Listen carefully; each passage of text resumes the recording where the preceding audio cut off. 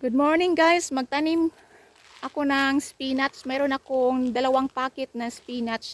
English spinach po ito guys. At mayroon na din akong natanim dito ng mga spinach. Mag-harvest po din ako nito.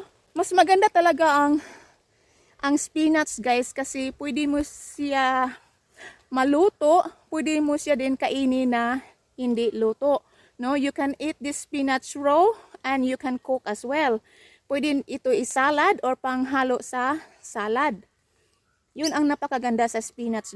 Maulan, ganito na lang palagi, no? So, ang ganda talaga ang pagmasda na magtanim ng magtanim hanggang palaging nag-ulan.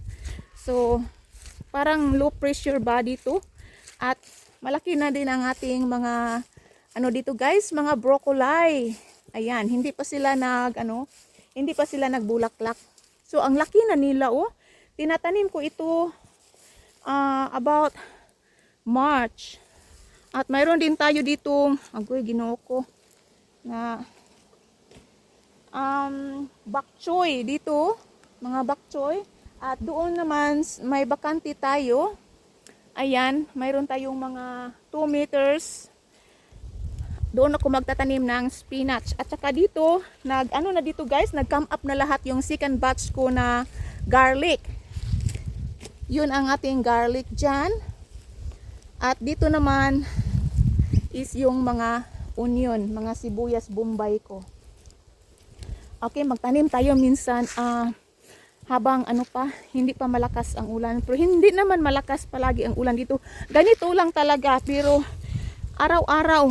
Pero ang ground napaka very saturated na talaga yung namin diri ang aming lawn, yung ground, yung driveway very wet at saka boggy. Naiwan ko dito ang aking traw. Mamaya na ako mag-harvest ng spinach pagtapos ako dito magtatanim.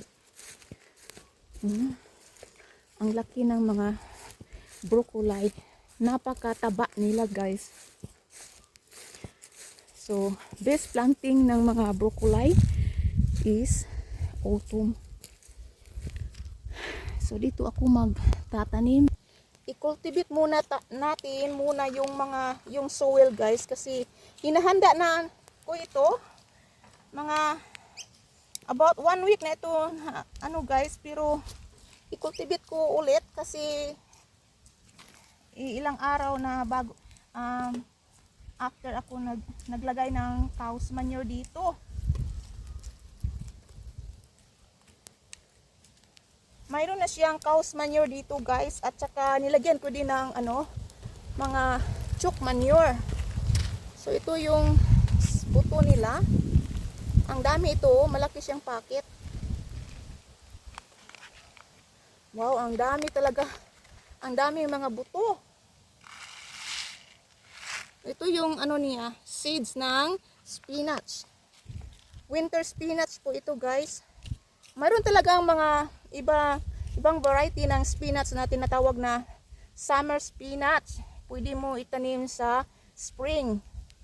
Ito winter spinach, itanim mo siya autumn. Then pag sapit ng spring, na sila. Just start grow fast, and then mag-start na silang marami ng mga foliage, mga dahon. Ang dami talaga guys. Siguro isang packet ko lang ang gagamitin kasi ang dami. I-keep ko lang muna yung isang packet.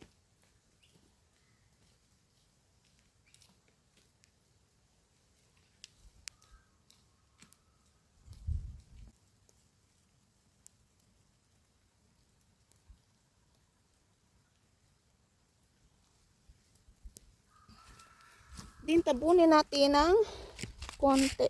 Mas maganda talaga ito na brand, yung DT Brown, no? Malaki ang packet niya, tsaka marami. $3 lang po ito, ang isang packet ang nabili ko. Kaysa yung brand na, yung Yates brand, maliit na packet, na very expensive. About $4 ang packet niya. Maliit lang. Ito, ang dami niya.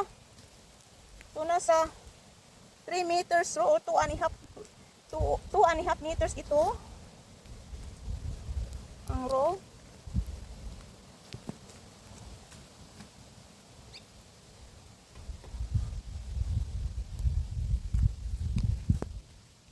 Ayan, ganun lang guys. Tabunin lang natin.